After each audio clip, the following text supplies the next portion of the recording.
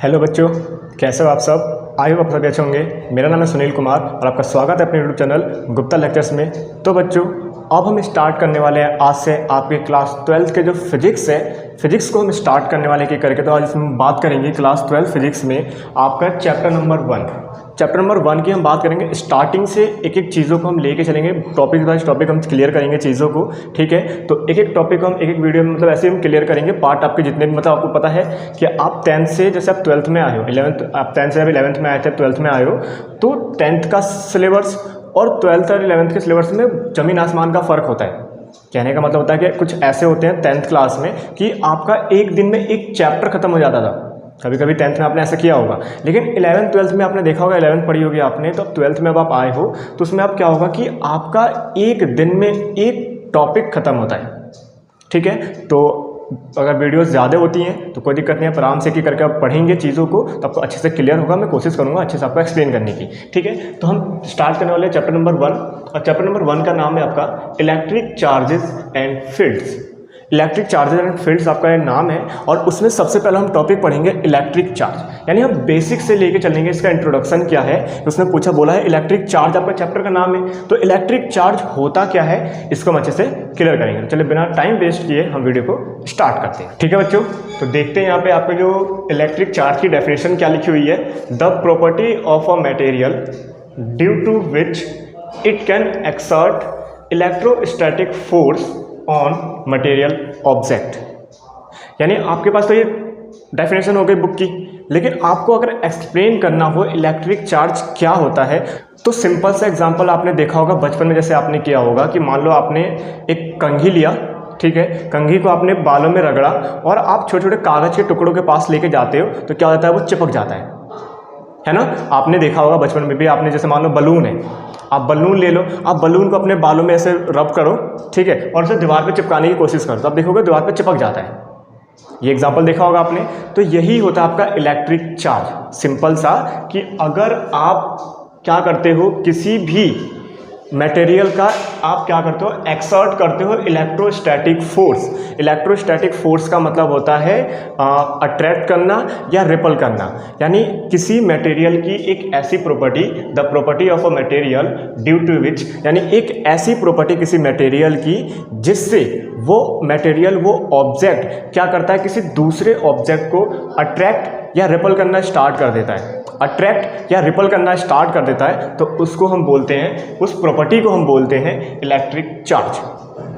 दोबारा से देखते हैं कि एक ऐसी प्रॉपर्टी जो किसी भी ऑब्जेक्ट को रब करने पे डेवलप हो रही है और उस प्रॉपर्टी की वजह से वो ऑब्जेक्ट किसी दूसरे ऑब्जेक्ट को अट्रैक्ट या रिपल करना, अट्रैक्ट मतलब खींचना, रिपल मतलब दूर हटाना, स्टार्ट कर देता है, तो इस प्रॉपर्टी को हम क्या बोलते हैं बच्चों, इलेक्ट्रिक चार्ज बोलते हैं। क्या बोलते हैं, इलेक्ट्रिक चार्ज बोलते हैं। आई होप आपको समझ में आ रहा होगा। अब इसका मतलब, अब इसके आगे अगर हम बात करें तो इसके सबसे बड़ा इसका रीज़न क्या होता है कि इलेक्ट्रिक चार्ज हो रही, जो प्रॉपर्टी हमारी डेवलप हो रही है, ये क्यों हो रही है, इसका रीज़न क्या होता है। रीज़न क्या है, तो रीज़न सिंपल सा ये होता है, जैसे मान लो मैं कहता हूँ कि आपका ये ऑब्जेक्ट है, फर्स्ट ऑब्जेक्ट है, ठीक है, और आपके पास एक सेकेंड ऑब्जेक्ट है, object first and object second. आपने इन दोनों को रब किया, आप इन दोनों को क्या कर रहे हो, रब कर रहे हो। रब करने पे होता क्या है, रब करने पे ये होता है कि एक ऑब्जेक्ट से इलेक्ट्रॉन निकल के दूसरे ऑब्जेक्ट में पहुंच जाते हैं। एक ऑब्जेक्ट से इलेक्ट्रॉन निकल के दूसरे ऑब्जेक्ट में पहुंच जाते हैं, जिससे क्या हो जाता है कि आपका जो पहला ये जो ऑब्जेक्ट है ये क्या हो जाता है, चार्ज्ड हो जाता है। क्या हो जाता है, चार्ज्ड।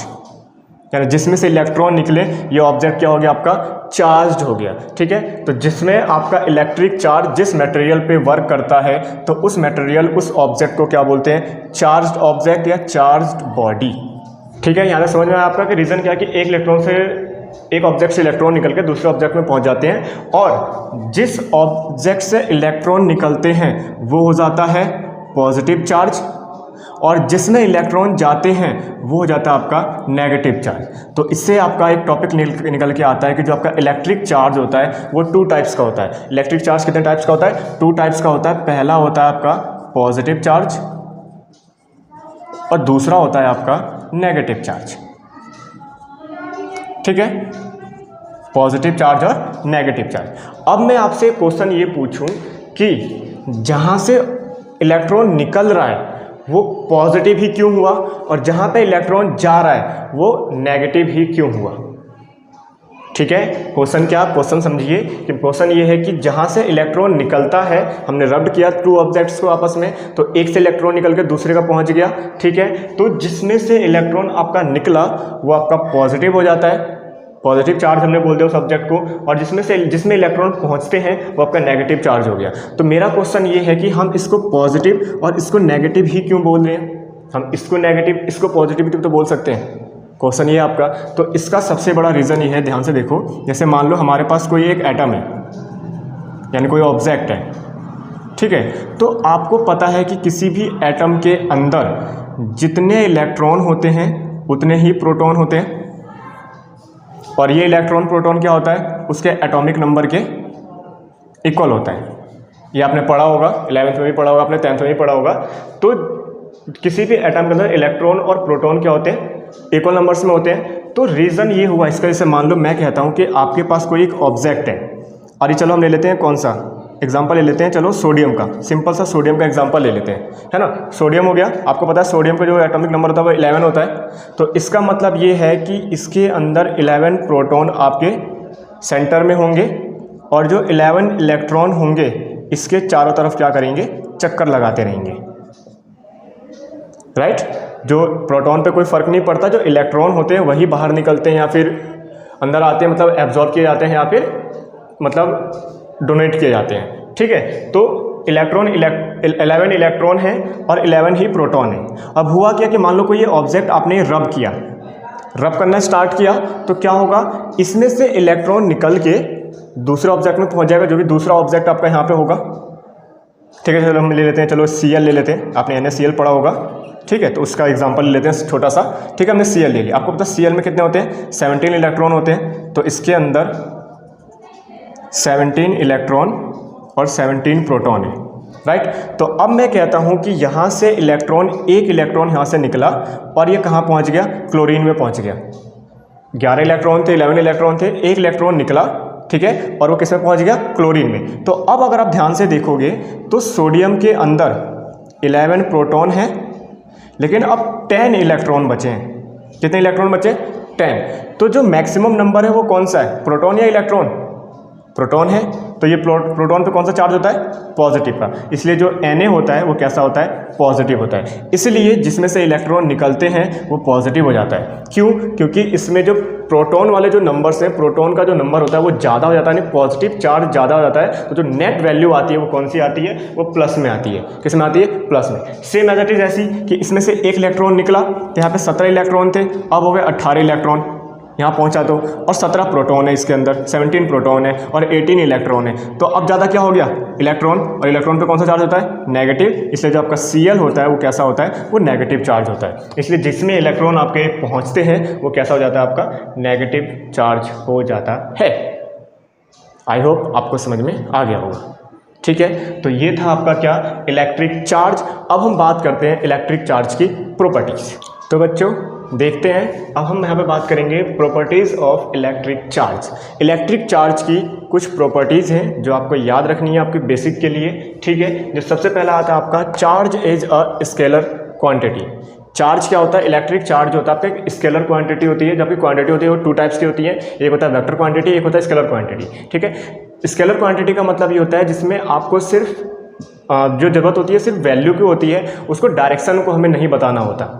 लेकिन जो हमारा वेक्टर क्वांटिटी होता है उसमें क्या होता है, वैल्यू के साथ साथ हमें डायरेक्शन को भी शो करना होता है, तो वो वेक्टर क्वांटिटी होता है। तो इसमें हमें डायरेक्शन की नीड नहीं होती इलेक्ट्रिक चार्ज में, इसलिए ये क्या होता है, ये आपका एक स्केलर क्वांटिटी होता है।